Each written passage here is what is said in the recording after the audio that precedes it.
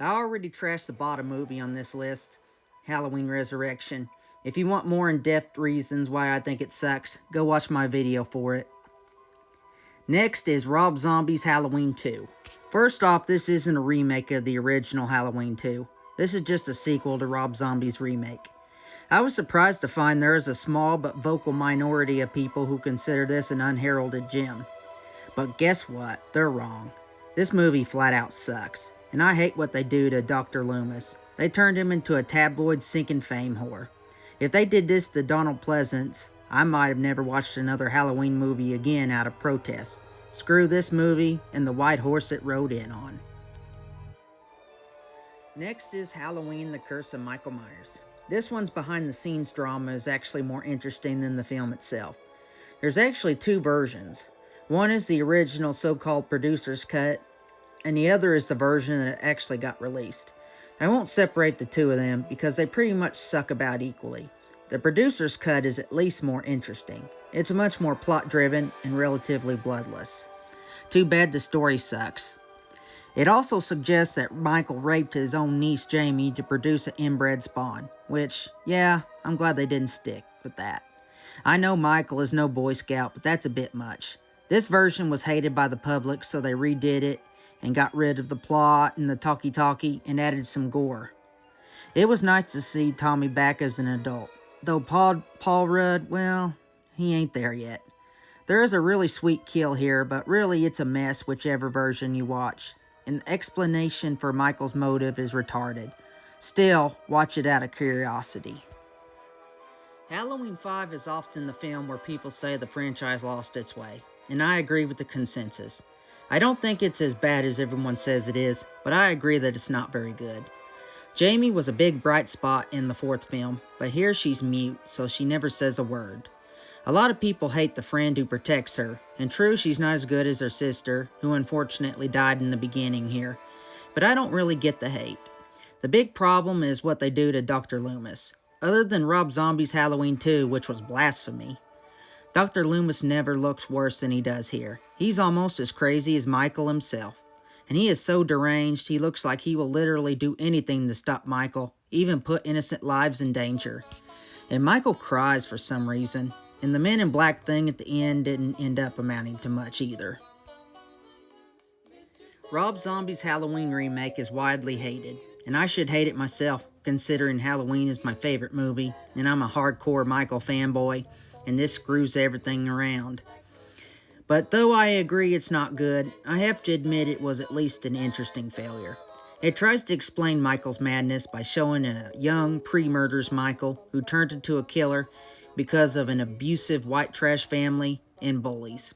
Obviously, it's a big mistake to give Michael a motive, because a lot of his mystique is not having one, but still it was a lot better than the crappy Cult of Thorns stuff from Curse of Michael Myers. This part of the movie isn't good, and the constant white trash sleaziness gets old fast, which is sadly a Rob Zombie trademark. But still, it's compelling. The second part where Michael meets Loomis in the asylum, and he begins to use masks to hide his true self, before going so deep into his psyche, he quits talking and goes into his own world, is also interesting. Sadly, the third act is a faster paced but unexciting ripoff of the original.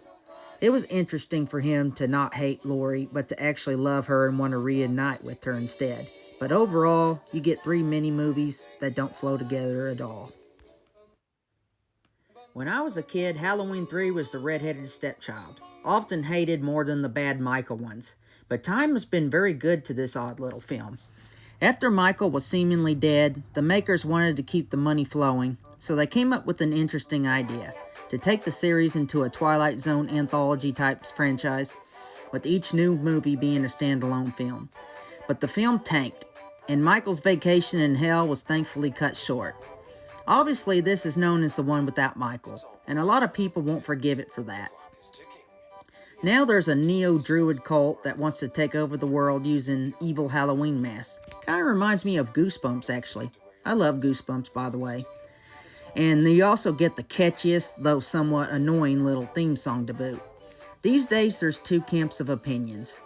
One is that it sucks because it doesn't have Michael, and the other says that this is an unheralded gem, and sometimes even one of the very best Halloween movies ever, that was sabotaged by narrow-minded Michael lovers. Well, I always held the narrow middle position.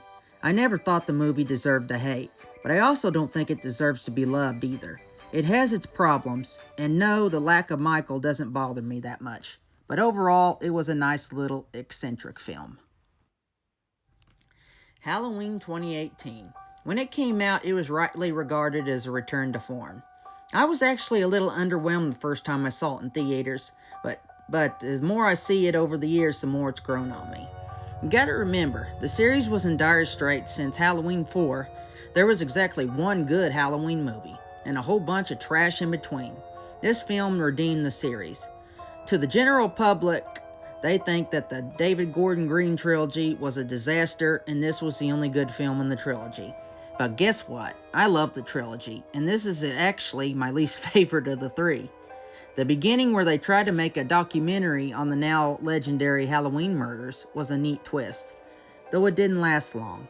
And Jamie Lee Curtis is great as a now grizzled female Rambo version of the once meek and gentle Laurie we knew in the original. She is so obsessed with the past that it's alienated her family that now basically ignore her and consider her an embarrassment, with the exception of her likable granddaughter who still loves her.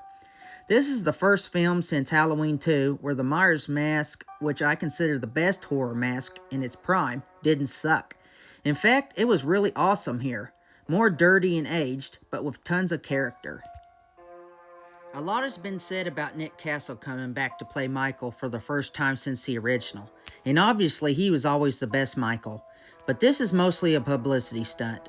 Other than the beginning with Myers in the asylum without his mask, he is mostly played brilliantly by James Courtney Jude, who takes the torch right from the master, as the best Myers ever, besides the original himself. And Michael is great here. The years of confinement have changed him.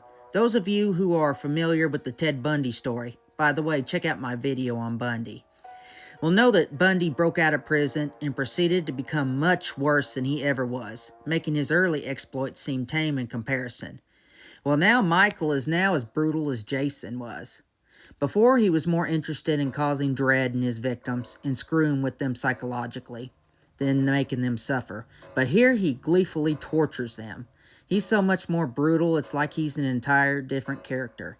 He even does something he never did in the original. He kills a kid, just like Bundy did when he got out. The scene where Michael regains his mask after all these years is poetic, and at the end when Michael realizes Laurie beat him and he looks up at her, that is the most iconic scene in the movie. It's a look that's halfway displays anger and halfway is his way of saying, "Touché, you got me," obviously in his usual cold, emotionless way. I don't like that the film retconned the Michael and Laurie being siblings angle. I always loved that story and hated to see it go. And I also hated that they said only the original film was canon and the rest, including My Beloved 2 and H20, never happened. And the film ends abruptly without a true ending, leaving you with a bad taste in your mouth. And the Dr. Sartain fake Loomis thing didn't really amount to much. But that said, it was a great return to form. Halloween Kills is widely hated for reasons I'll never understand, because to me, other than a slow middle section, the film is even better than 2018. Michael has never been more of a badass than he is here. The film has one kill after another, and even though the film's gore and brutality is a bit overstated in the press, it's true this film puts out more blood and gore than any other film in the franchise. They call it kills for a reason. Most people call it a gore just for gore's sakes film, but these people are incoherent. The film begins with an incredible flashback to the time when Michael was arrested in the original killings. I was hooked from this scene on. After that, you see a commentary on how panic and fear can cause an otherwise orderly and decent town to become monsters, just like the man who drove them to it. Michael is just so cool here. The part at the end when the town tag teams him, seemingly beaten him to death, before he calmly puts his mask back on and systematically carves them up, seemingly the whole town, makes Michael the ultimate badass. Next, a fan favorite, Halloween 4, a movie I always loved. Michael is in a coma from the explosion from Halloween 2, but once he finds out he has a niece, it gives him a new reason to live, and he breaks out. Danielle Harris is adorable as Jamie Lloyd, who can't escape the legacy of her evil uncle she never knew, and she's the best non-Laurie Strode protagonist you can get. By the way, she grew up to be a foxy adult too.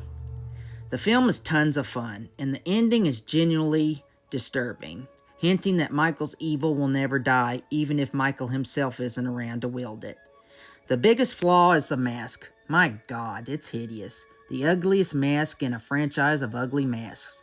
I don't know how a respected franchise can fail so many times to make a good mask.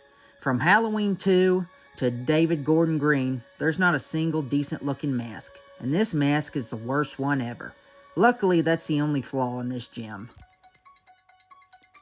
Halloween H20 has always been my second favorite, though there's a few objectively better. The idea that it's a Scream ripoff is a joke. Other than a bigger influence of teenage 90s culture, this is the same as always. The story came from Scream guru Kevin Williamson, and it was the best reunion we ever could get between the estranged siblings. To me, this is the best version of Laurie Strode, and her best performance. She's not full-on Rambo like in the later trilogy, but she is clearly tormented by her past, and she has never got over the trauma of it. Sadly, most people who go through what she did have similar problems when things go back to normal. It's called PTSD. The beginning of the film mixed with the awesome new version of the theme song, this time done in full orchestra mode, brings us back to the horror. And this is simply the best rematch you ever could have expected. The chase scene is great. Not as good as the original, but since that was the best chase scene ever, what do you expect? In the end, when Laurie finally makes peace with her brother and seemingly shares an almost tender moment with him before calmly ending his reign of terror, is poetically beautiful to me. It was also a great idea to retcon every film but the first two, getting rid of a tangled web of a timeline. This franchise has dozens of timelines, but to me the best one is always the first two and H20. Yep, I know you all hate Halloween Ends, but guess what? I freaking love it, and I will die on a hill defending this awesome movie. But not here. It deserves its own review. So let's move on to number 2, aptly called Halloween 2. I used to watch this gem back to back with the original every year. This is still the best Halloween sequel, and it's gruesomely underrated. Because a lot of people all of a sudden hate the plot twist that Michael and Laurie are brother and sister. But guess what? I love it, and most people loved it too, before it all of a sudden became cool to hate it. Many say that it eliminates the mystique of Michael, but I strongly disagree. To me, it makes him even more mysterious. After all, why does he hate his sister so much that he never met? And why does he specifically target his family members at all? To me, it asks even more unanswered questions. This is the only film besides the original to have creative input by John Carpenter. He wrote the script. Michael's mask, which is actually still the original, just with some wear and tear, is still great.